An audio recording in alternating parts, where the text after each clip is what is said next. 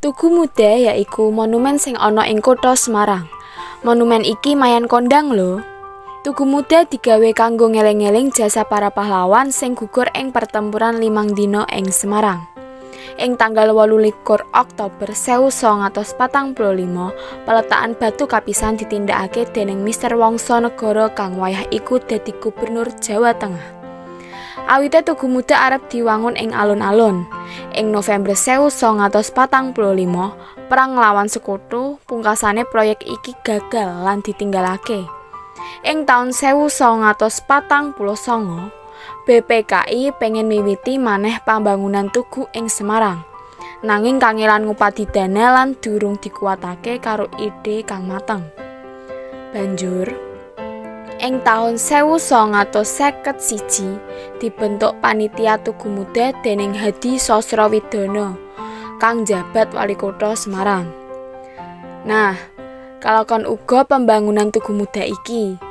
Nanging papan kang dipilih dudu alun-alun Kutha Semarang. Luwih tepate ing papan dumadine pertempuran 5 dina ing Semarang yaiku Dalan Pemuda, Dalan Imam Bonjol, Dalan Sutomo, lan Dalan Pandanaran.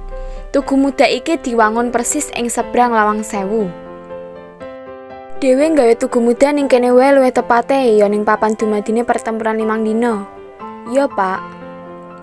Peresmian Tugu Muda ngepasi dina kebangkitan nasional yaiku tanggal 20 Mei 1953 dening Insinyur Soekarno Presiden Indonesia ing wektu iku. Tugu Muda iki nglambangake sengkuyungan perjuangan lan patriotisme bebrayan Semarang. Ngobarke sengkuyung nom-noman kang gigih lan berkorban mertahanke kamardikan Indonesia. Sing desain Tugu Muda jenenge Salim, lan sing rancang relief Tugu Muda digarap dening seniman kang hebat yaiku Hendro. Watu kang dianggo mbangun Tugu Muda iki ditekakake langsung saka Kaliurang lan Paker. Amarga Tugu Muda ana ing pusat Semarang, akeh wisatawan kang teka ngunjungi kanggo foto ing ngarep tugu. Fotoke aku ning ngarep Tugu Muda, nanging Lawang Sewune ya diketokke lho. Iya, awake dhewe kudu ngabadike papan kang bersejarah iki.